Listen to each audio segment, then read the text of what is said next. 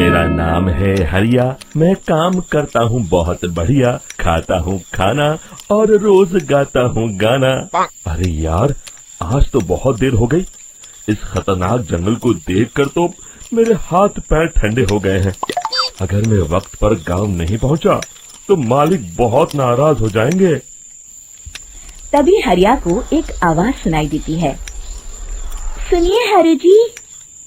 अरे, ये आवाज किसने दी? तभी हरिया को सामने कुछ दूर एक औरत खड़ी दिखाई देती है। अरे भाई, ये औरत अकेली इतनी रात को इस जंगल में क्या कर रही है? चलकर पूछना पड़ेगा। फिर हरिया अपनी बैलगाड़ी उस औरत के सामने लाकर रोक देता है और उससे पूछता है। अरे सुनिए, आप इतनी रात को इस खतरनाक जंगल में अकेली क्या कर रही हैं? तभी वो औरत मीठी आवाज में कहती है। अरे हरु जी, आप आ गए। मैं कब से आपका इंतजार कर रही थी। वैसे तो यहाँ से काफी लोग गुजर चुके हैं, लेकिन मैं खास आपका इंतजार कर रही थी। अच्छा, तुम सच कह रही हो? मुझे तो यकीन नहीं हो रहा है। वो क्या है ना, आज तक किसी ने मुझसे इतने प्यार से बात नहीं की। हाँ हाँ हरु जी, मैं सच कह रही हूँ। अब देर मत करिए और जल्दी से मुझे मेरे घर तक छोड़ दीजिए। हाँ हाँ, कौन सी बड़ी बात है, अभी छोड़ देता हूँ। आप मेरे पीछे बैलगाड़ी में बैठ जाइए और मुझे रास्ता बताते चलिए। फिर वो औरत हरिया की बैलगाड़ी में बैठ जाती है और हरिया बैलगाड़ी हाँकता हुआ आगे चल पड़ता है। फिर उस औरत के बताए हुए रास्ते पर चलते चलते हरिया बैलगाड़ी लेकर एक काली गुफा के आगे आकर रुक जाता है। हरिया उस औरत से पूछता है। हाँ देवी जी, आपका घर कहाँ है? यहाँ तो एक गुफा के अलावा और कुछ नहीं है। तभी अचानक वो औरत हवा में उड़ने लगती है। देखते ही देखते उसका सुंदर रूप एक डरावनी चुड़ैल में बदल जाता है और वो जोर जोर से हंसती है। अरे तू तो एक नंबर का बेवकूफ निकला। तू तो बड़ी आसानी से मेरी बातों में आ गया। अरे मर गया रे, ये तो एक चुड़ैल है। हे भगवान बचा ले, ये तो बड़ी डरावनी दिखाई दे रही है। और फिर अगले ही पल हरिया की बैलगाड़ी में रखा सारा सामान हवा में उड़ता हुआ उस काली गुफा के अंदर चला जाता है और वो चुड़ैल भी उस गुफा के अंदर जाकर कहीं गायब हो जाती है। हरिया ये नजारा देख बुरी तरह घबरा और परेशान हो जाता है। अरे, ये चुड़ैल तो मेरा सारा सामान लेकर गुफा में गायब हो गई। अब क्या होगा? अगर मैं गांव खाली हाथ गया तो मालिक मेरी अच्छी खबर लेंगे। मेरी इस बात का कोई यकीन भी नहीं करेगा। फिर आखिर वही हुआ। हरिया के मालिक चंपक सेठ को हरिया की किसी भी बात पर रत्ती भर भी यकीन नहीं हुआ। चंपक सेठ को लगा हरिया झूठ बोल रहा है और उसने ही लालच में आकर सारा सामान हड़प कर लिया है। फिर हरिया को बेईमान समझकर चंपक सेठ उसे काम से निकाल देता है। अगले दिन अपनी दुकान में परेशान बैठा चंपक सेठ गुस्से में बड़बड़ाता है। अरे, दुकान में तो सामान बिल्कुल भी नहीं है। अब मुझे ही शहर जाकर सामान लाना होगा। फिर वो अपनी बैलगाड़ी लेकर शहर चला जाता है।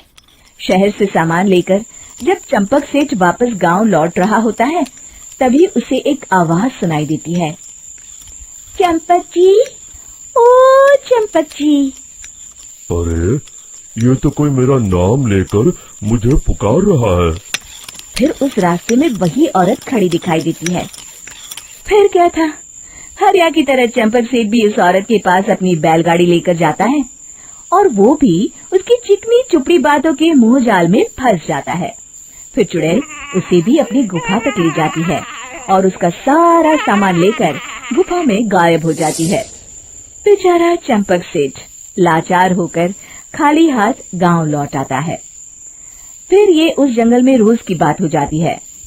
जो कोई भी शहर से कुछ लेकर गांव की तरफ लौटता, वो चुड़ैल उसे बेवकूफ बनाकर उसका सारा सामान लेकर गुफा में गायब हो जाती। एक दिन हरिया एक लकड़हारे को उसी जंगल की तरफ जाते हुए देखता है। फिर हरिया उसे रोकते हुए कहता है। अरे भाई, क्यों अपनी मौत को दावत दे रहे हो? मेरी बात मानो, आगे जंगल में मत जाओ, वहाँ एक बड़ी भयानक चुड़ैल रहती है। लकड़हारा हरिया की बातों को नजरअंदाज करते हुए कहता है, अरे भाई, मुझे पहले ही बहुत देर हो चुकी है, मुझे जाने दो भाई। शाम तक लकड़ियाँ काट कर शहर के बाजार में बेचना है। तुम अपनी ये कहानी किसी फुर्सत में बैठे इंसान को सुनाओ, मैं तो चला। इतना कहकर लकड़हारा वहाँ से आगे जंगल की तरफ चला जाता है। फिर अगले दिन गांव के मुखिया के घर के बाहर बहुत सारे लोग जमा हो जाते हैं। तभी हाथ में कुल्हाड़ी लिए खड़ा लकड़हारा कहता है, अरे मुखिया जी, अब आप ही हमें बचाइए उस जंगल वाली चुड़ैल से। हमारा सारा काम तो शहर से ही होता है। अरे मुखिया जी, उस चुड़ैल की वजह से तो मैं पूरी तरह बर्बाद हो गया हूँ। हम सबको मिलकर उस चुड़ैल का कोई इलाज करना पड़ेगा। तभी भीड़ में खड़ा वीरा कहता है, आप लोग चिंता मत करिए, कल से वो चुड़ैल किसी को नहीं लूट पाएगी। मेरे पास एक बहुत अच्छी तरकीब है। तभी चंपक सेठ उसका मजाक उड़ाते हुए कहता है, अरे तेरा नाम वीरा है तो क्या हुआ? तूने अभी उस चुड़ैल को देखा नहीं है? जाकर अपना काम कर, बड़ा आया। तब मुखिया जी कहते हैं, नहीं चंपक सेठ, मुझे लगता है हमें इस लड़के को एक मौका देना चाहिए। फिर सभी गांव वाले मुखिया जी की बातों से सहमत हो जाते हैं और वीरा शाम को एक बैलगाड़ी में कुछ सामान लादकर उस जंगल की ओर चल देता है। वीरा, ओ वीरा, कहाँ जा रहा है? तभी वीरा मुड़ के देखता है, वही चुड़ैल एक औरत के रूप में खड़ी है। अरे बहन जी, मैं आपको ही ढूंढ रहा था। देखिए, मैं आपके लिए क्या लाया हूँ। अरे वाह, तू खुद मेरे लिए इतना सामान लाया है। तू ही अकेला गांव में समझदार है। जरा देखो, मैं भी खोल के, बड़े भूख लगी है। जैसे ही चुड़ैल उस सामान पर से कपड़ा हटाती है, एक भगवान शिव की तेज रोशनी उसके अंदर मूर्ति से निकलती है और चुड़ैल अपने असली रूप में आकर जलने लगती है।